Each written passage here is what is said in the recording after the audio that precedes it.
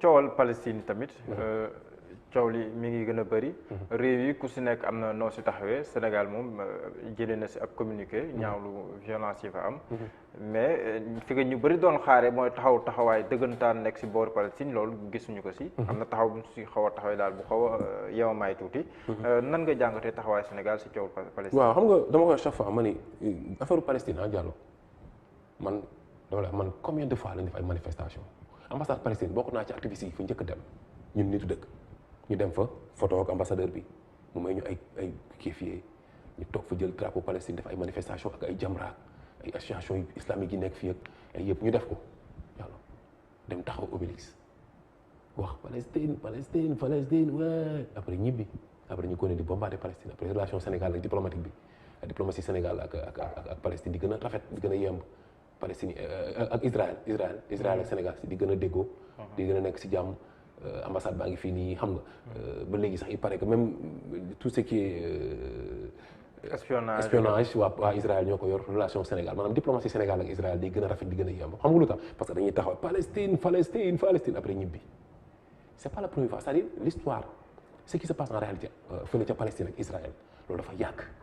te chaque 2 ans wala chaque 1 an ñu bombardé ay xale yu ndaw di rey ay nit di nangu tere suufu jàmbur di imposer te loolu te nit ñi dañoo xam dafa dépassé sax affaire religion affaire géopolitique la dafa dem religion mi ngi ci mais dafa dépassé parce que juif yi dañoo gëm ni foofu noonu mooy terre promise bi leen Moussa digoon te comme ñoom dañ leen fa xajaloon rek après guerre mondiale bi ñoom dañoo gëm dañoo war a récupérer seen suuf ku ñu fa fekk da ngay topp seen digal ñu jël ko te ci boobu léegi ci programme lañ nekk àdduna bi yëpp di seetaan léegi nag bu fekkee ni ñun boobu léegi ñu ngi koy def taxaw ni Palestine am na ci Palestine boo xam ne dama taxaw ñaan Palestine maanaam Imam Ndaw mu ci kaso bi paa yi di ma mer naan bàyyi may leen si man du ma góoma da ngeen di bom ñuy wax Palestine ca Palestine bàyyi fi Imam Ndaw mi nekk fii ci kaso bi parce que dama xam ni en fait xeex bi ni ñu ko war a xeexee du loolu ñaar mu mën a nekk dëkk bu nekk dafa may institution am lu mu fonk naw ko trop respecté ko am fu mu ko teg booy xeex ak moom pour war ko ni ko faalew comme ñun suñu njiit yi ñoom ñoo ñu supérieur te ñoom lañ dénk réew mi te ñoom amuñu force taxaw ak dëgëru jàkkaarloog yeneen autorités yi ci ñun ñu ko bëggee ñun ñu def ko ñun lépp xam nu ñu koy defee mooy dem buntu ambassade Israël jël drapeau Israël lakk ko taal seen kanam tubaab yëpp gis ko àdduna yëpp gis ko déggoo ma de ne leen ñun le peuple xëy na peut-être suñu gouvernement yi ñun moomuñu leen mënuñu leen imposer dara parce que xëy na lëkkaloo nañ war a ay marionnette lañ ba àdduna bi nga ne téye leen pour ñu ci baat nii mais ñun le peuple voilà di lañ def seen drapeau yàlla leen fële wala ñu taxaw def sitting buntu ambassade Israël ne dañu bëgg ñu rompre contre kii relation diplomatique yeeg yooyu wax leen ba mu leer c'est que yooyu la mais léegi nag man d'accord naa si fu ñu woote ci Palestine damay dem taxaw mais dama bëgg ñu def ay actes yu fort yoo xam ni ça va marquer dans l'histoire que Sénégal dafa lakk drapeau Israël moo tax ci conseil toute la jeunesse képp koo xam ne jeune nga nekk Sénégal gëm ni ñu def Palestine dafa metti nga ut drapeau Israël bu ñu dajee fële ca vendredi nga taal ko ñu lakk ko wan ko tubaab bi wan ko ñëpp wan ko ci internet bi tas ko ne Sénégalais yi lakk nañ drapeau Israël Macky Sall moom ñemewu ko mais ñun dañ koy def. mais est-ce que nekkoo di xàllalaat sa yoonu kaso ndaxte bi nga ko defee ak drapeau France. jàppoon na la si ay fan wala boog ay waxtu soog laa bàyyiwaat ndax nekkoo tamit di prôné loo xam ne nii aussi lu géeg dayo la parce que tamit réew boo lakki ab drapeau am day mel ni réew ma si boppam nga rek. dëgg la nangu naa la li nga wax nga xam nga man ñu bëri déjà damay wax ay non boo yéen nitu dëgg di ngeen di defee dafa dëgër xam nga et puis kaso yi c'est-à-dire man dama bëgg Sénégalais yi surtout la jeunesse Sénégal ñu démystifier kaso ndax ñii kaso rek lañu am. bis bu ñu demee ba xam ne ñun dañ démystifier kaso yi rek dañ ñu may suñu jàmm léegi nag lakk drapeau mooy drapeau France par exemple mais France xam nga li fi ñu jaar ak France Thiaroye 44 war na tax ñu lakk drapeau France jàpp suñuy maam ñu xeexal leen ba pare ñu ñëw rey leen bañ jeex ñuy fayek ñu rey leen bañ jeex loolu rek war na tax ñu lakk drapeau France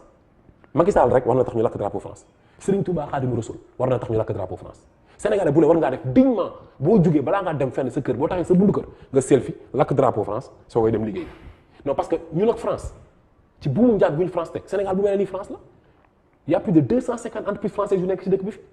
lépp di dem ci économie française lay dundal. mais loolu coopération la. mais donnant la war a nekk maanaam man damay partenaire wala dañuy liggéey yow ñaata yoon nga dégg ñuy expliquer maa ngi dégg ay Clédor Sène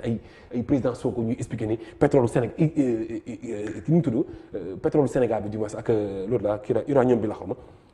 pas uranium zircon bi 10% la ci Sénégal di am maanaam 90% yi ñoom ñoo ko jël les étrangers CFA muy colonie franco-africaine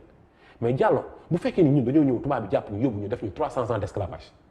def ñu 150 ans de colonisation bëgg ñu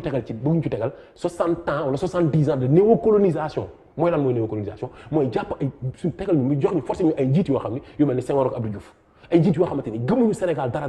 parce que dañoo gëm ni gouverner dëggantaan France moo ko mën a gérer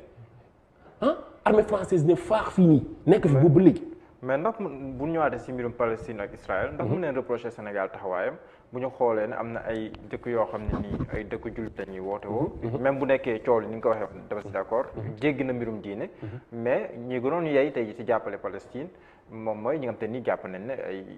diine la ñuy woote woo dëkk yoo xam te ni am nañ doole si wàllum diine lislaam ak yooyu mais ñoom taxawaay bi Sénégal am sax amuñu ko si ñu si mel ni ay Arabie Saoudite par exemple taxawaay bi Sénégal am sax amuñu ko si donc est-ce que mën nga reprocher loolu Sénégal bu nekkee am ñu ko ëpp doole fuuf ñoo xam ne ni ñoom ñooy taxawaay xam nga buumu njaam la rek c'est-à-dire man damay wax ma ne gis nga man gars yi bu ñu joxee Arabie Saoudite mais gars il faut arrêter ak Arabie Saoudite royal bi maanaam roi wu Arabie Saoudite la fa nekk mooy maanaam nguur ga jotul dara ak diine bi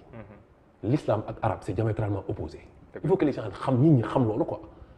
dañ gars yi ñëw naa non Arabie Saoudite nanga Arabie Saoudite mais xoolal Ben Salman yi muy def kan moo jug wax ko kan moo taxaw xeex ko foofu mais ci ñoom ci leen neex lañ nekk ñoom dañuy gouverner seen direct nguur googu jaxasoo na ak britannique bu yàgg Angleterre anglais ñoo jaxasoo ñoom seen royaume bi foofu seen royal bi seen famille jaxasoo ñoom ñu respecté wuñu bëree bëri lan mooy noonu Ben Laden seen xeexam ak Arabie Saoudite parce que américain dañ fa dem dafa seen i baax di fa naan sangara di def yi kenn xamul c'est-à-dire dafa am lu am solo Iran chaque fois ñu jooy ko lan la ñuy wax ñun dañ ne ñun Sénégal ñun dañu Arabie Saoudite nag l'islam moo ni mooy dëkk bi gën ci dëkk yi Makkatal Mukarram Makka nag ñun dañ koy tollal ñu ko benn dëkk mais ñun Sénégal duñu Arabie Saoudite duñu Makka xamuñu Sénégal la Sénégal lañ xëy na amuñu Rasulullah sallam mu tëdd fii mais am nañ Serigne Touba mu tëdd fii am nañ Baye Niass mu tëdd fii am nañ El Hadj Malick mu tëdd fii dañu am suñuy valeur ñun valeur yooyu nag bu dee diine bi bu dee diine bi dañ koy fonk bu dee fa génne diine bi diine bëggul injustice bëggul jaay doole bëggul boddi konte bu dee du diine géopolitiquement ñun dañu am suñu droit ñun taxaw ne duñu seetaan boddi konte duñu seetaan jaay doole léegi loolu moo tax ñuy def li ñuy def mais xaaruñ ci ay Arabie Saoudite li mu waroon def Arabie Saoudite ku ne xam nga nii mais man maa dégg Bush benn jour muy expliqué ne moom su soxlaa xaalis liquide Arabie Saoudite lay dem donc parce que ñoom c'est pas parce que Arabie Saoudite la rek que lépp dafa war a clean que lépp nice foofu Arabie Saoudite bu ñu tegoon affaire yi ci yoon. may waxee mooy sëgëm ñoon ñoo taxawaay boobu noonu kon Sénégal est-ce que mën nga ko reprocher lii est-ce que waruñu woon sax kañ Sénégal si taxawaay bi ne ko yow kat comme léegi yow réew nga boo xam ne nii déggoo nga ak Israël déggoo nga ak Palestine léegi jéem a la yor sa pousse rek ñaw si diggante bi woote jàmm est-ce que nekkul foofu lañ waroon woo Sénégal mais dañ ko deful au fait Sénégal dañ deful benn démarche yow yaa ngi naan Sénégal tane na Sénégal lan la tane lan la fi def parce que dëkk ñi ko fal ñi nekk ci bopp réew mi mais Sénégal musul abandonné Palestine waaw non certes loolu dëgg la que musul abandonné Palestine mais à part loolu lan la def dañu war a def ay jéego avancé parce que bu mu Senghor dafa ñëwoon jël Yasser Arafat jox ko passeport diplomatique bu Sénégal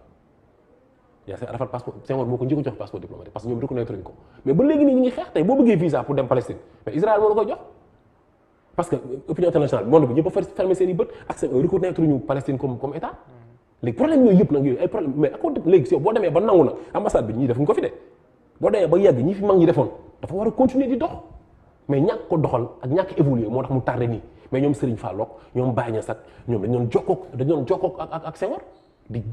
xola di wax ak moom di ko expliquer ba Senghor am comprendre ci affaire yi def ci loxoom jàpp ci ba état du Sénégal tollu fii parce que Senghor du moom kese moo doon gouverner Sénégal mag ñi dañ ko doon jàppale ci gouvernance bi léegi nag loolu tey bu demee ba yegg fii nii ñeneen ñi ñëw ñëpp ñoom ñoo ko naxasal rey ko mu dee léegi loolu laa la wax moo tax man bu gaay doon Arabie Saoudite vraiment du ma ci bëgg di sori parce que alxuraan dafa tudd Arabie Saoudite nekk bërëb bu sell Makkatal Mukarram te mu bokk ci ponk l'islam yi dem fa mu nekk suuf bi gën ci suuf yi ki fa tëdd gën ci nit yi mais Arabie Saoudite politiquement dëkk la boo xam ne dañu wan ginnaaw umma bi dañu wan ginnaaw musulman yi politiquement Arabie Saoudite mooy loolu Arabie Saoudite dafa vide côté islam politiquement